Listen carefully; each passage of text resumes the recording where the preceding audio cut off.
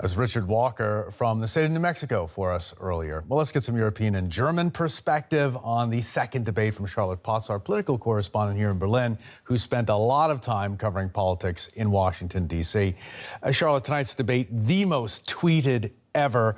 What did German audiences and the German media make of this debate? Yeah, that's right. So the German audience and German media, the response has been overwhelmingly negative, I have to say. They called the debate dirty, disgusting, and that it was a new low of a democratic debate. Some media outlets were even asking how any of those two candidates can be the new leader of the free world. And one media outlet said that the debate was unworthy of a democratic country and rather reminded of a debate in a banana republic. So overwhelmingly negative response, and especially on Trump, that he had this pre-debate press conference with a woman that allegedly had sexual affairs with Bill Clinton.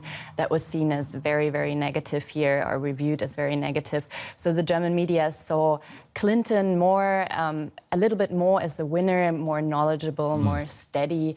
And I think if you ask me, I have to say there is no clear winner tonight, or there was no clear winner tonight. There was no talk on issues, really. It was all about their political animosities, and yeah.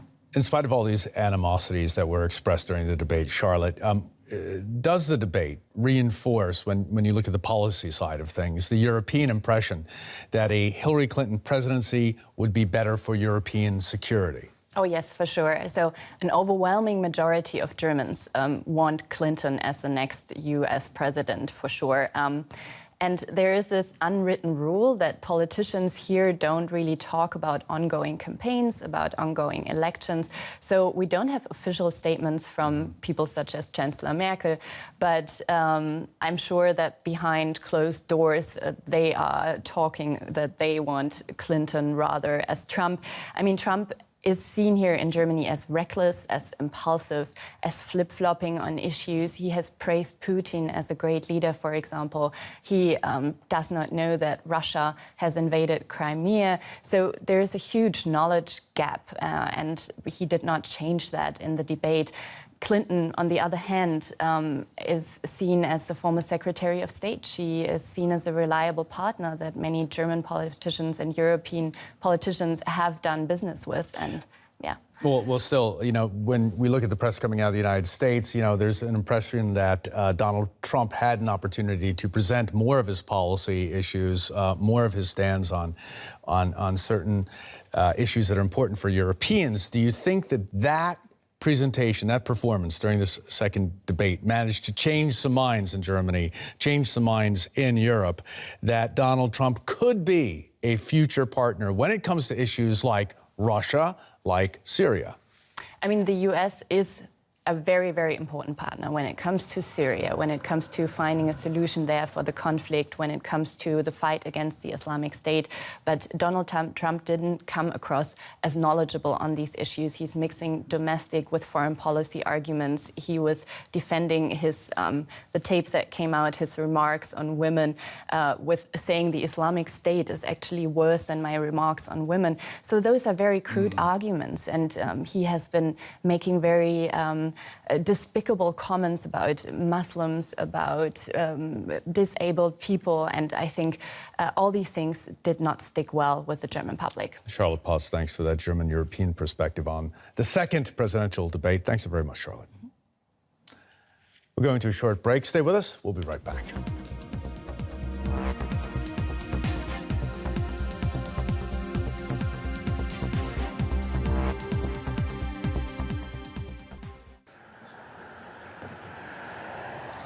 Well, I think given that he went into it in a profound state of crisis, and you saw the sort of Hail Mary that he cried just before the debate in bringing out these four women to accuse Bill and Hillary Clinton of various things.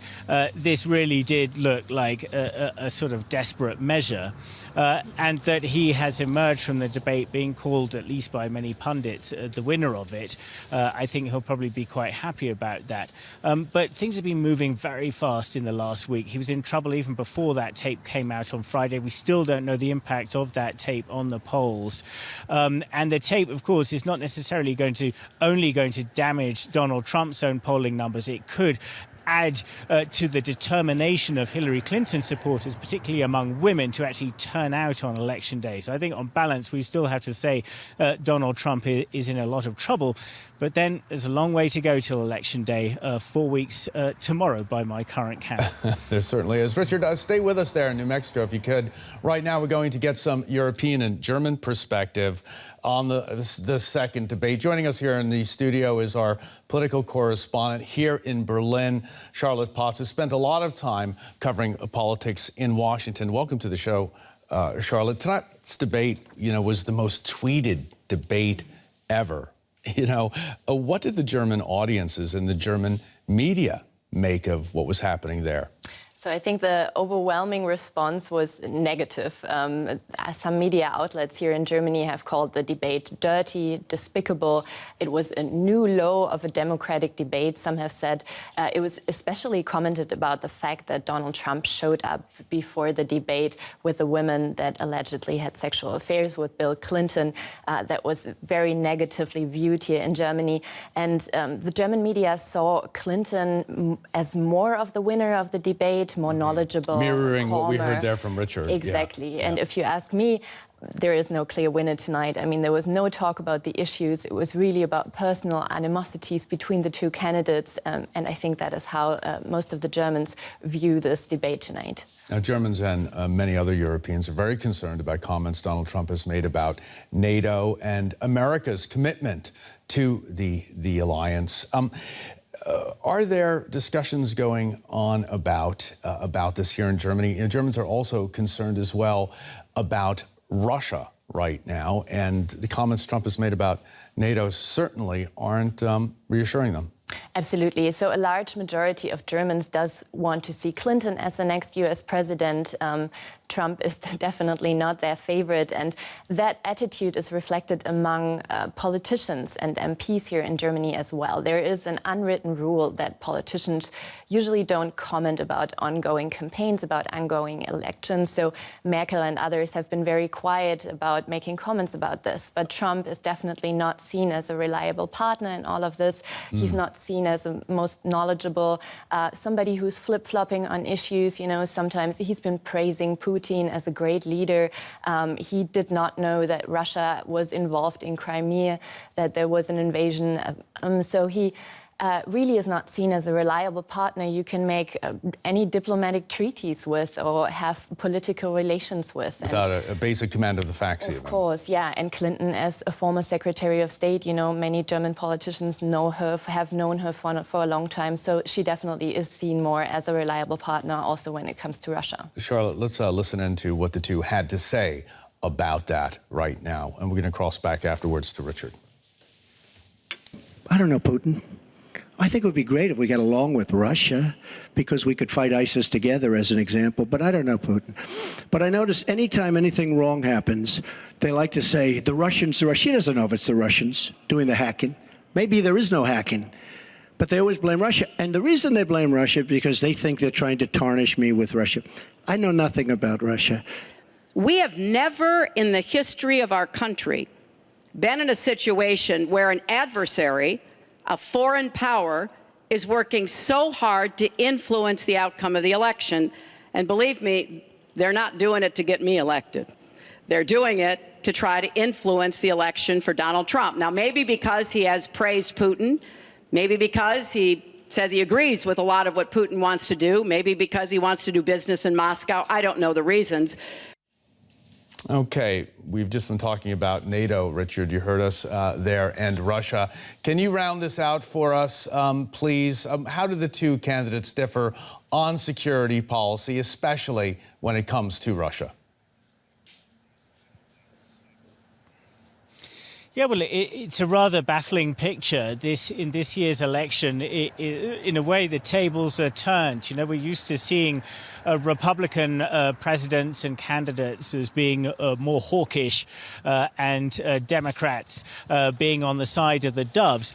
Hillary Clinton is seen as actually a rather hawkish figure. And Donald Trump really slightly blows apart these usual definitions. So he can sound extremely bellicose on some subjects, but then he has this rather apparent odd affinity for Vladimir Putin. And it's a bit of a mystery to many, particularly among the sort of neoconservative Republican strain of thinking, why Donald Trump has these views about Vladimir Putin, why he is so attracted to him. And maybe it is simply that he wants to project this idea of a strong man, a form of leadership that he sees as Vladimir Putin embodying. But the question is, does this really appeal to any voters? Certainly, Vladimir Putin is not held up as some paragon of leadership in the broad American mainstream. So it does remain a little bit of a mystery quite why Donald Trump keeps going on about Russia in this way. Okay, a mystery in the United States. What about here in Germany? Charlotte, has Trump's debate performance tonight changed any minds here in Germany, in Europe, that in terms of foreign policy issues, especially Russia, the war in Syria, is he a partner? Is Donald Trump someone in the future that Europeans can work with? Well, let's say he exceeded expectations and the expectations were very low. He seemed more energized. He seemed a little bit more knowledgeable on some issues, especially on issues of the Islamic State. But it is very curious, and I think commentators view that as a very negative thing that he throws in. For example, his tapes, that were the big topic of debate. He was minimizing his remarks about women as locker room talk, then shifting to ISIS and basically saying the Islamic State is worse than my locker room talk. So he's kind of mixing up foreign policy and domestic issues, and you can't really tell if he has a clear stance on foreign policy issues yet. So I don't think this debate has changed what many Germans have thought for a long time, that he is not a reliable partner in the long term when it comes to international relations and foreign policy. Especially issues like Syria and Exactly. Russia. Okay, Yeah. Charlotte Potts, thanks so very much. Richard, thanks to you. And we look forward to more of your reporting from across the United States. Richard Walker for us in New Mexico right now. Charlotte Potts, thanks so much. Well, news from Germany now. And a manhunt for a Syrian refugee suspected of plotting a jihadist bomb attack is now over. Police say they've captured Jaber al-Bakir in the eastern city of Leipzig. On Saturday, the 22-year-old